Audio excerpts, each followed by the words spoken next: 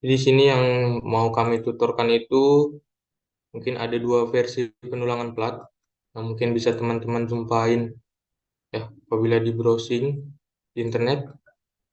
Nah, yang satu ini menggunakan perhitungan penulangan menggunakan rumus-rumus empiris atau dalam kata lain tidak menggunakan gaya-gaya dalam dari plat.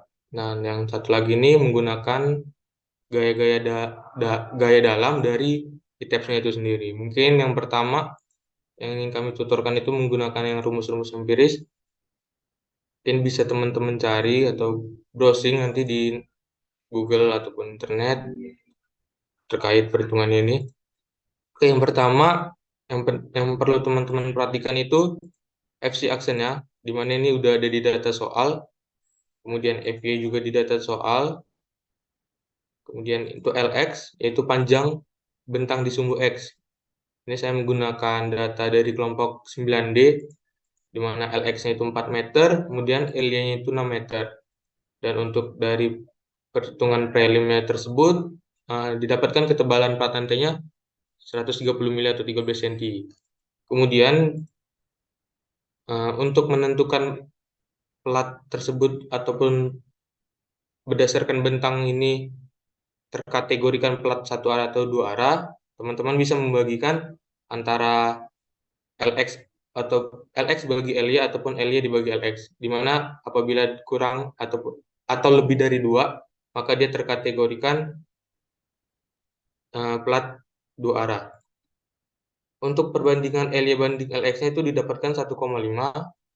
Kemudian teman-teman bisa mengisi nilai CLX, CLEY, CTX, dan CTY. Nilai tersebut bisa teman-teman dapatkan dari tabel ada di PBI. Karena ini sistem platnya dicor, otomatis semua sisinya terdefine secara jepit. Ya, mungkin berdasarkan perbandingan LY banding LX itu 1,5, teman-teman bisa melihat koefisien-koefisien yang akan dipakai pada kolom yang akan diisi di sini. Berdasarkan perbandingannya LY banding LX-nya didapatkan nilainya itu 1,5. Teman-teman bisa melihat untuk koefisien 1,5 itu untuk koefisien MLX, MLY, MTX, dan MTY itu berapa? Teman-teman bisa lihat di sini. Dan untuk contohnya itu mungkin saya kasih save.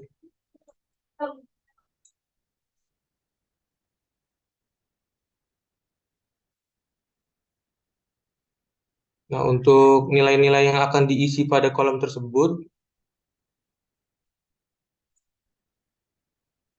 ini untuk yang 4 arah terjepit yaitu 76, 36, 17, 57. Teman-teman kemudian mengisikannya di kolom ini. Kemudian untuk pengisian diameter tulangan, teman-teman bisa terlebih dahulu mengasumsikan. Kemudian untuk tebal selimut beton di SN itu minimum 20 mili, teman-teman bisa memakai lebih dari 20 mili. Yang penting jangan kurang. Kemudian untuk pendefinisian beban mati, untuk beban matinya itu kita hanya mempertimbangkan dead load-nya saja atau beban strukturnya dari plat lantai tersebut.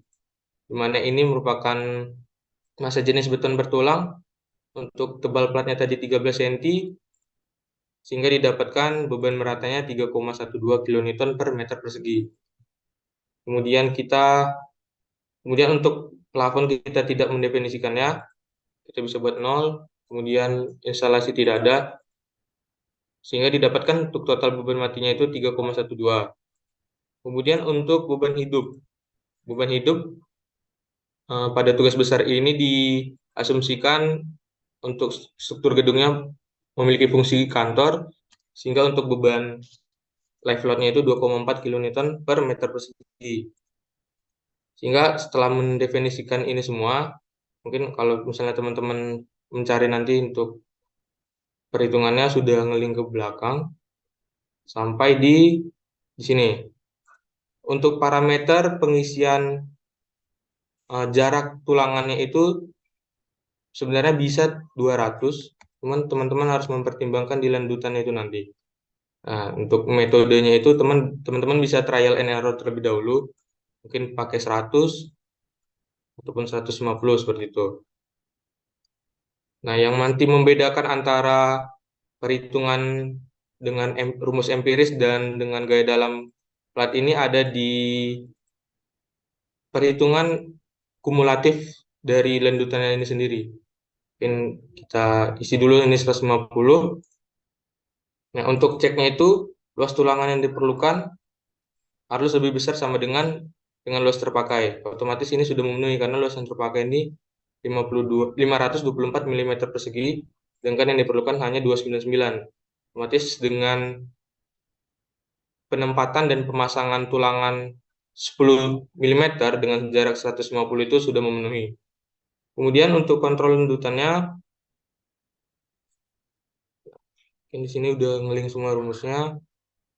Nah, untuk yang perlu diperhatikan itu faktor ketergantungan waktu untuk beban mati. Jadi di SNI 2847 pasal 24 mungkin bisa lebih cepatnya dilihat tabel 24.2.4.1.3 faktor pengaruh waktu untuk beban tetap. Jadi kita asumsikan untuk live load itu bisa berupa kursi, meja, furniture dan sebagainya itu bisa menetap lebih dari 60 bulan. Jadi kita ambil faktor pengaruh waktunya itu 2, sehingga didapatkan lambdanya itu 1,55, kemudian bisa dihitung lanjutan jangka panjang akibat rangkak dan susut. Nah, yang mungkin yang perlu diperhatikan ada di bagian ini dan di bagian ini sama di bawahnya nanti. Yang ini. Jadi untuk di perhitungan untuk menggunakan rumus empiris ini untuk rangkak dan susut serta lanjutan elastis itu dikumulatifkan sehingga memerlukan jarak tulangan dan diameter tulangan yang lebih besar. Untuk jarak tulangannya mungkin bisa lebih rapat, sedangkan untuk diameternya bisa lebih besar. Nah, untuk cross check-nya itu, untuk parameter cross check-nya yaitu LX dibagi 240, sehingga batas lanjutan dari plat lantai yang telah teman-teman desain itu sebenarnya hanya ini. Nah, untuk parameter cross check-nya, untuk apple to apple misalnya, batas minimum untuk lanjutan platnya itu ini, jika dibandingkan dengan ini sebenarnya sudah memenuhi kalau dibandingkan satu per satu. Kemudian apabila dibandingkan dengan ini juga sebenarnya sudah memenuhi apabila dibandingkan dengan satu per satu antara lanjutan elastis dengan lanjutan minimum ataupun lanjutan jangka panjang dengan lanjutan minimum. Namun untuk perhitungan empiris, uh, untuk lanjutan itu dipakai yang kumulatif. Sehingga untuk memberikan solusi ataupun jawaban dari kontrolnya ini, teman-teman bisa menggunakan ataupun memperbesar diameter tulangannya. Misalnya teman-teman bisa menggunakan diameter 12,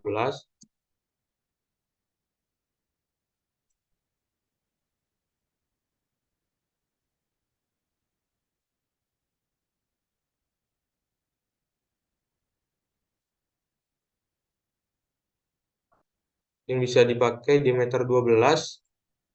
Nah, kemudian dilihat lagi untuk cek lanjutannya masih belum memenuhi, berarti kita bisa memperdekat jaraknya, misalnya jadi 100 gitu. Untuk kita lihat kontrolnya udah aman. Jadi untuk perhitungan dengan menggunakan rumus empiris ini dengan parameter lanjutan jangka panjang akibat rangka dan susuk ditambah dengan lanjutan elastis bisa memenuhi. Namun untuk hasil diameter tulangannya harus lebih besar dan jaraknya harus lebih rapat. Oke, mungkin itu aja untuk dari perhitungan dengan rumus empiris ini. Ada yang mau ditanyakan nggak? Terutama untuk pengambilan koefisien ini mungkin harus hati-hati ya. Kalau misalnya nanti hasil LY banding LX-nya itu misalnya ada di tengah-tengah misalnya 1,55 misalnya. Berarti teman-teman harus menginterpolasi antara nilai 1,5 dan 1,6. Ataupun kalau misalnya dapatnya 1,45 berarti harus menginterpolasi antara nilai 1,4 dan 1,55. Seperti itu. Dia mau ditanyakan sebelum masuk ke penulangan versi 2-nya.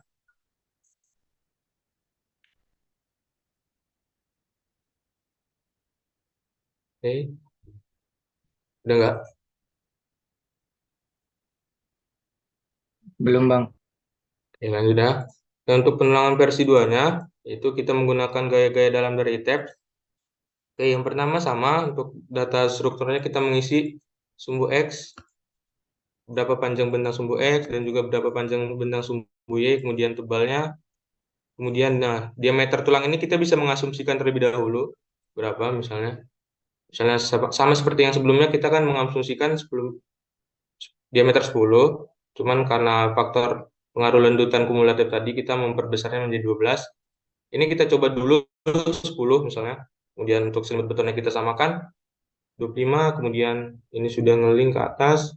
Nah, ini untuk diisi sesuai dengan data soal tugas besar. Kemudian ini juga.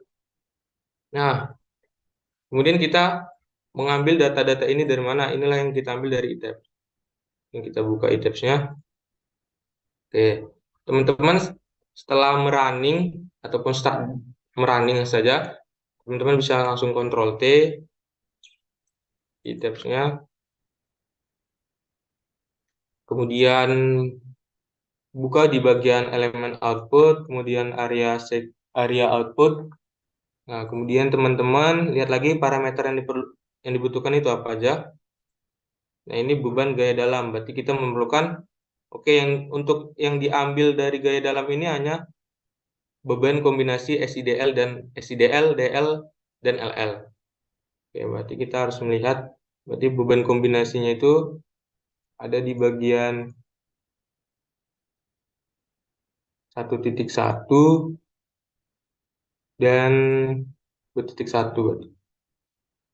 Oke, oke kan?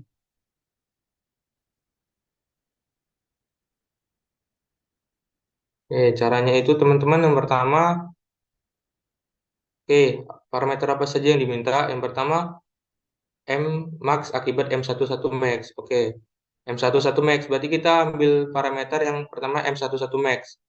Caranya itu gimana? Di bagian kolom M11 max ini, teman-teman bisa mengklik terlebih dahulu, kemudian klik kanan, sort descending. Dia maksimum apabila positif, sehingga teman-teman mengambil nilai M11 maksimum itu yang ini, yang 4,938. 4,938. Kemudian kita ambil yang M11 min. M11 min, klik kanan lagi, kemudian sort ascending. Nah, teman-teman ambil yang M min. Dapat nilainya minus 7,172. Minus 7,172. Kemudian M2 sekarang. Sama kayak perilaku M11 tadi. Kita klik kanan, kemudian descending untuk ambil yang maksimum. M22 maksimumnya diambil ini 4,732. 4,732, 4,372, kemudian yang minimumnya juga minimum minimum sama kayak tadi, klik kanan untuk M22-nya, kemudian yang ascending dapat minus M-nya itu minus 7,266. Maaf, 286 maksudnya. Ya, didapatkan ini minus 7,286. Kemudian FU maksimum kita langsung ambil yang maksimum saja di ITEPS-nya. Di bagian Vmax-nya ini, klik descending. Nah, ini dapatnya nilainya 9,86. Setelah itu teman-teman mengisi di parameter ini untuk kemudian kita menghitung ataupun menentukan tulangan bawahnya arah X. Nah, pertama-tama teman-teman bisa melakukan trial and error, misalnya mau 100 ataupun 200. Mungkin di perhitungan tugas besar struktur beton ini tidak terlalu akan dibahas. Cuman kalau teman-teman udah membahas misalnya rencana anggaran biaya, Apabila tulangannya semakin rapat, otomatis kebutuhan tulangan yang diperlukan semakin banyak, sehingga rencana anggaran biaya yang diperlukan juga semakin besar. Jadi kita dalam desain plat ataupun desain bar bending schedule seperti itu harus memperkirakan juga dengan kebutuhan biayanya. Gitu. Di sini coba kita gunakan 100 terlebih dahulu, 200 terlebih dahulu, 200 untuk cek di bagian momen positifnya sudah oke semua. Misalnya kita naikin 250, ceknya juga udah. Nah, kalau misalnya ini yang negatifnya kita buat 250, parameternya sudah juga untuk yang 250, yang positif M22-nya 250. Nah, sebenarnya sudah memenuhi ya kalau misalnya 250 juga. 250. Ini sudah ngeling. Nah, kemudian kita menentukan lendutan. Nah, cara menentukan lendutan ini untuk mengambil datanya itu dari mana? Yang pertama kita lihat M11 max akibat dead load. Oke, kita buka lagi tabsnya, kita down, kita Ctrl T lagi. Pada tahap yang pertama tadi kita memfilter untuk load cache karena kita perlu load combination karena kita perlu load kombinasinya. Namun untuk yang ini kita filter hanya untuk load cache-nya saja. Yang kita perlukan yang pertama itu dead load. Berarti kita pilih pertama yang dead load terlebih dahulu. Dead load, kemudian kita oke-kan. Ini yang kita clear all. Nih.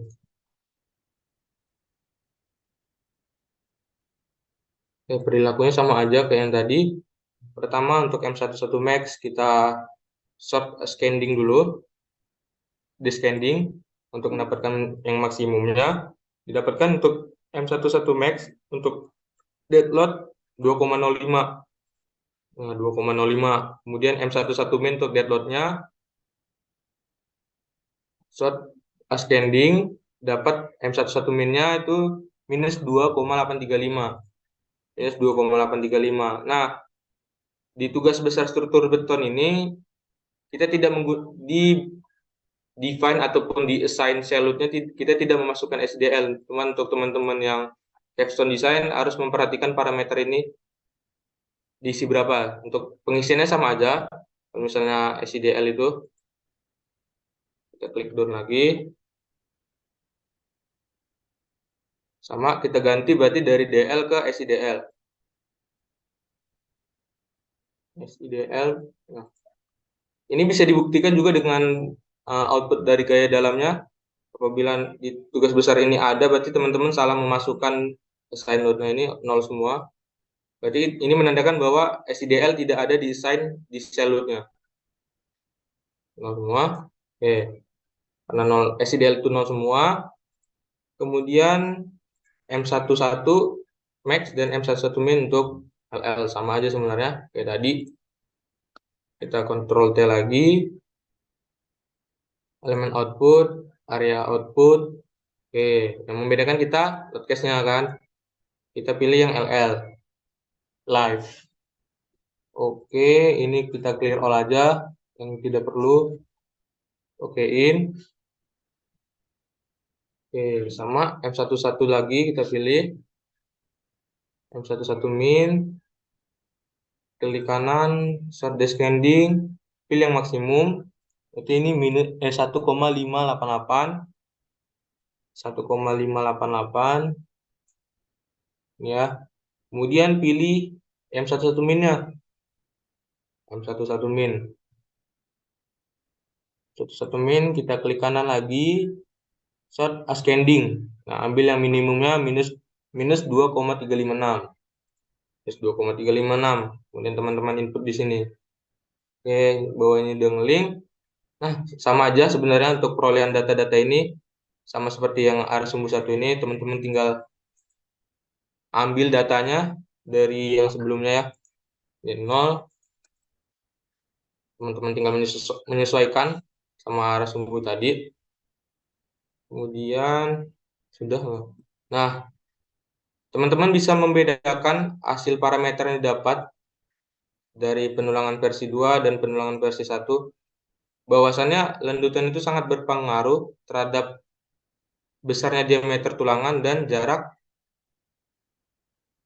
pemasangan pemasangan di platnya. Jadi teman-teman harus mempertimbangkan kedua parameter ini. Apabila teman-teman mau untuk efisiensi biayanya lebih murah, teman-teman bisa bisa gimana ya, bisa melakukan perhitungan untuk cek landutan per satu parameter. Kalau misalnya memang mau benar-benar aman, teman-teman bisa mengkumulatifkan landutan kumulatifnya seperti di penulangan plat versi 1, versi itu. Nah, pada perhitungan baik pun 1 maupun 2 ini sama-sama menggunakan tulangan 2 lapis. Mungkin saya mau tunjukkan gimana pemodelannya itu yang sebenarnya. Oke. Jadi untuk pemodelan yang pertama, kita mungkin yang kedua saja, karena ini sudah saya define ataupun saya desain tadi untuk yang diameter 10. Jadi untuk di penulangan plat itu ada 2 lapis, ya. Kecuali dia yang misalnya di lantai 1 yang bebannya tidak terlalu besar. Jadi untuk penulangannya kurang lebih seperti ini. Ada 2 lapis dia. Nah, untuk jaraknya itu, ini karena masih menggunakan 150, kita sesuaikan dengan perhitungan kita tadi. Misalnya tadi dapatnya di versi 2 itu 250 ya jaraknya semua. Sekarang kita sesuaikan. Ini kita menggunakan 250 jaraknya, baik bottom maupun topnya. Nah, kan terlihat perbedaannya tadi dengan 150 ataupun dengan 250. 250 dia semakin renggang sehingga dia tidak terlalu banyak, tidak terlalu rapat ya. Nah, jadi dapat perbedaannya kan dengan 150 ataupun 250 ini. Seperti itu tulangannya ini.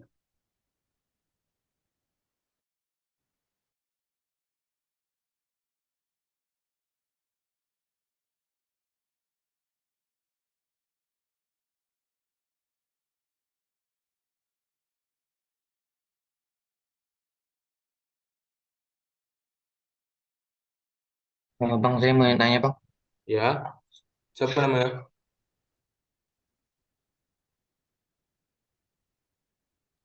Holil, Bang, Holil, Bang. Ya, aku memberitahu Eh, itu.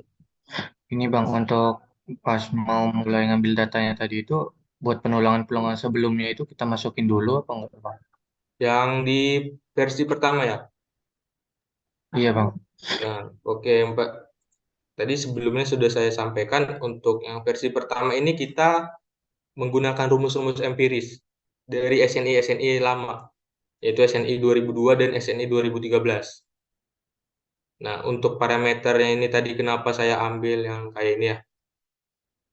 Nah, untuk di SNI 2022 sebenarnya sama aja kan, ini 60 bulan. Cuman kalau yang di SNI 2002 itu dia 5 tahun, sama aja sebenarnya. Cuman untuk rumus-rumusnya ini ada didetailkan di SNI 2002. Jadi kita menggunakan rumus-rumus empiris seperti itu. Seperti itu.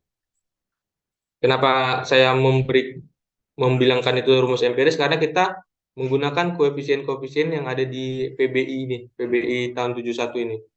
Untuk nilai-nilai seperti CLX, CLY, CTX, dan CTY. Seperti itu.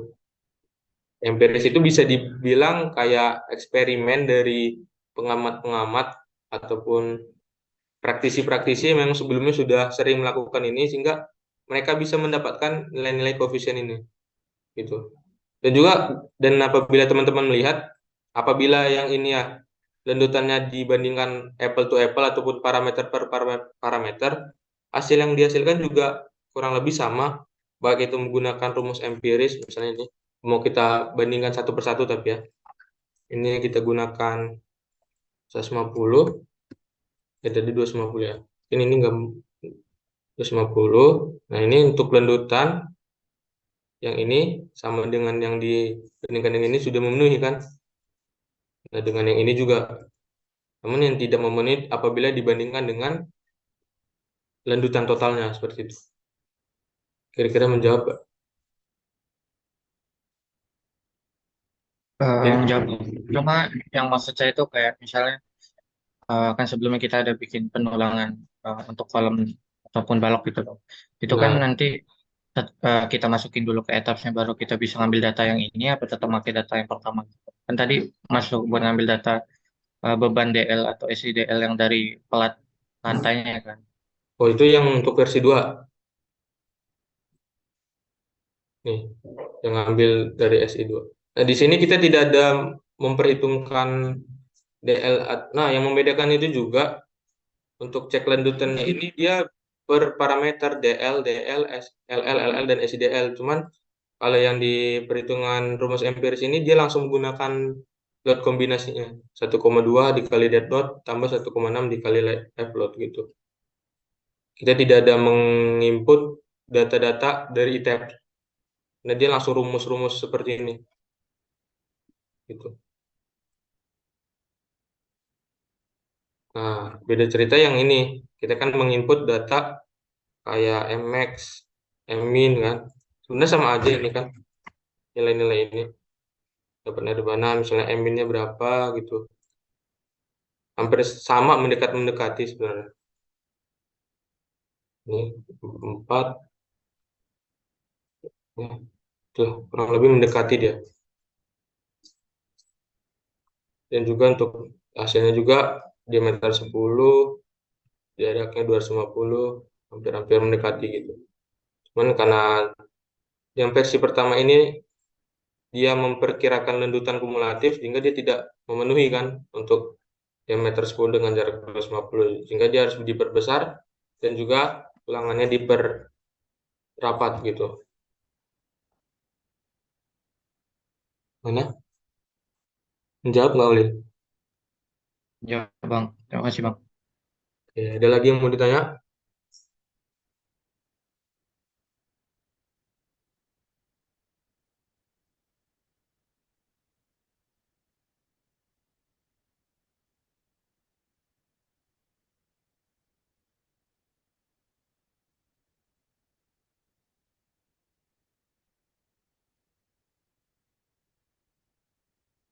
Cukup?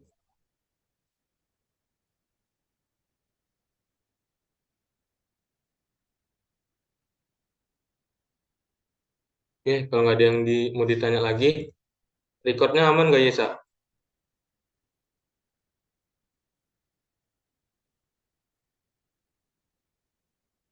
Yo, yang dikasih 5 menit ya waktu yang mana tadi yang mau ditanya.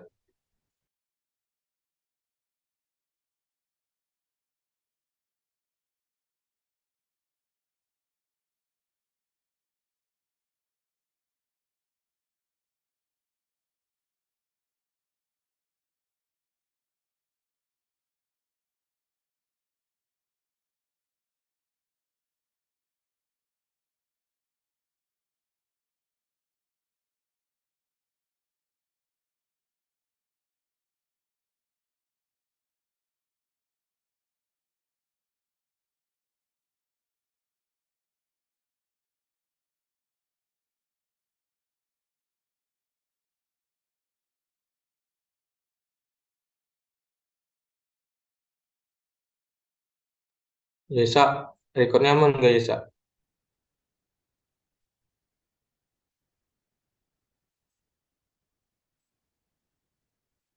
Ya, mungkin langsung kita tutup aja tutorial pada malam Kan, ini. Bang.